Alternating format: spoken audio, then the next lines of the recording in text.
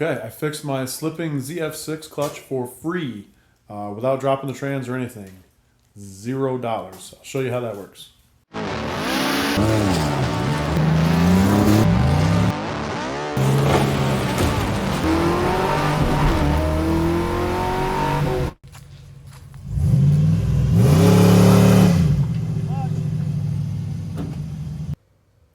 So I've been looking into how to fix this clutch issue that I got. Like I said, I think it's in the hydraulics, not in the actual clutch itself.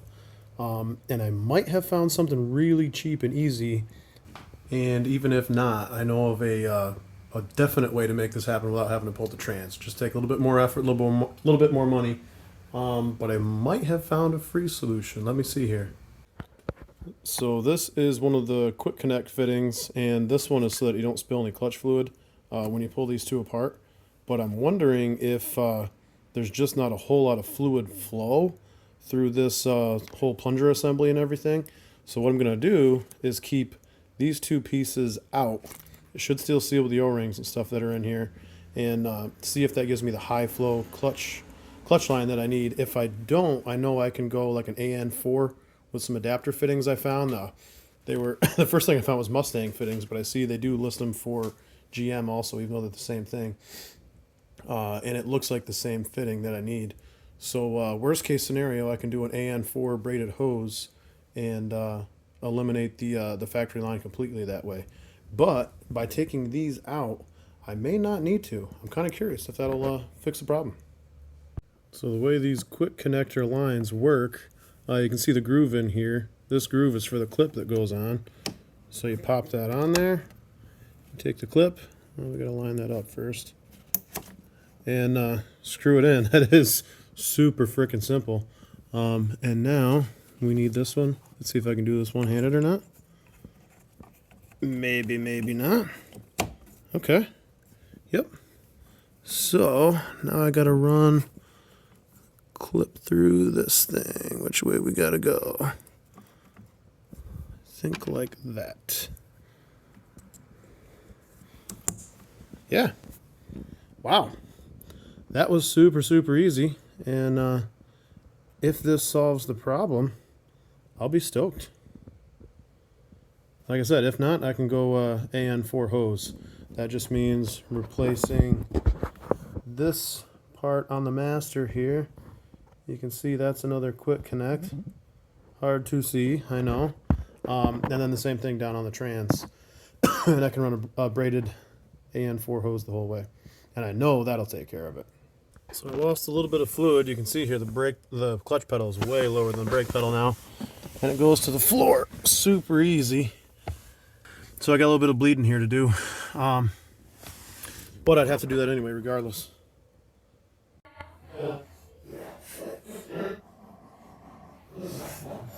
Go ahead, pump it. Man, the way that clip is on the firewall for this master cylinder instead of bolts, I hate that. You can see the whole master move when you pump the pedal.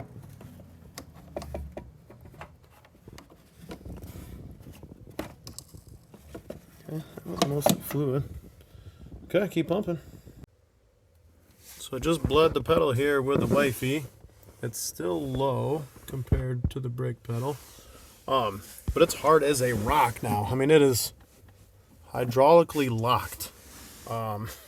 So my little idea didn't work, I guess. I'll put it back together stock and make sure that works.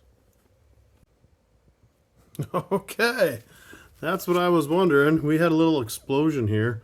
So both of these adapters have a spring inside and a setup for that. But now with both springs deleted and stuff, maybe it will work the way that I thought it should. All right, so I think we turned an imperfect situation into something decent. So when I undid the other quick connect, explosion of .4 in my face there, because what it was doing without one of those check valves in place, so they must push on each other when you put the two together and clip them together. So both of them will close off if the other one is not connected, apparently.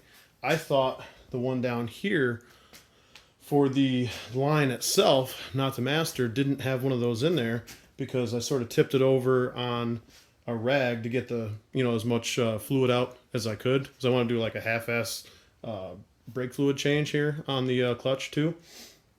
And a little bit came out, not a ton, but I also didn't have a whole lot of room with the way the lines are set up in there to tip it over, you know. So I figured there was only a little bit of fluid that I was getting out because there was still fluid up to the high point, and it would only dump out what came past the high point. But apparently that must have just been a little bit of residual fluid in that chamber, because when I went to bleed the clutch with the wifey, I think we just put a shitload of pressure in the slave cylinder, in the hose itself and the slave cylinder. And because then I saw the pedal was rock hard. And so we only had a valve in there. So the pressure was pushing past the spring pressure and putting pressure in there. But then the hydraulic pressure itself was keeping it shut, that little valve that's in there. So then when it came out of here, it all exploded. Little spring clip that they have. Let's see. Must have one in here. So this little spring clip in here, I could take it apart. Well, it was in the earlier part of the video. That actually broke and flew somewhere. I can't find the damn thing. So what I ended up doing to fix it was I took the hydraulic hose. I don't know if you can see it in there. That's the big rubber one there on the top next to the two brake lines. So I took that out of its bracket and just kind of scooched it up and ran the hydraulic line directly to the master. So that eliminated this whole deal. So that eliminated all of this. So I had to pull the hose a little bit further. In order to have the length for this to work, but it looks like that will be fine. Okay, so here's a little rundown. Here's the big clip, which is for this big connection here, and the quick disconnect on both sides. And this is what all the rest of the clips look like. One of these is the one that got mangled when it was full of pressure in the slave hose itself. But I didn't end up needing it by eliminating this completely. They gave me a leftover clip. But the way this works, when you plug these together in here like that, these both, you can see little O-rings on both sides. So they both sort of push together and they allow fluid to pass through here. But there ain't a hell of a lot of room for fluid to go around. You can see how small the bore is and the amount of space that those little spacers take up. So it definitely, excuse me, it definitely, hinders the amount of fluid that can go through there. So whether Chevy designed it that way on purpose or not, it definitely softens the clutch hit a little bit when you dump it, which I think is what was causing my clutch to slip.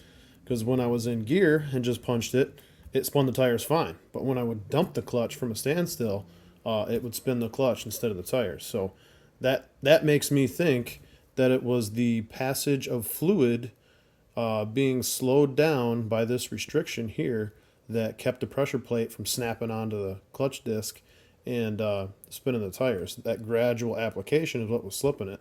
And then once it started slipping, it didn't want to grab at all.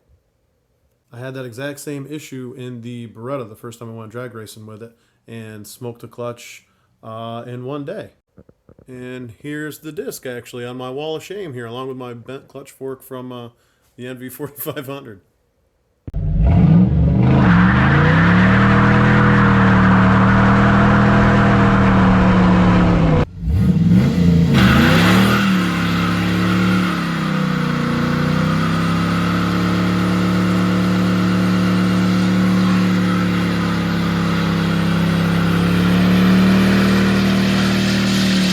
Okay, I'm pretty happy. I upgraded the clutch on the truck for free, $0. And I got to do 6 or 8 burnouts with 0 clutch slippage at all.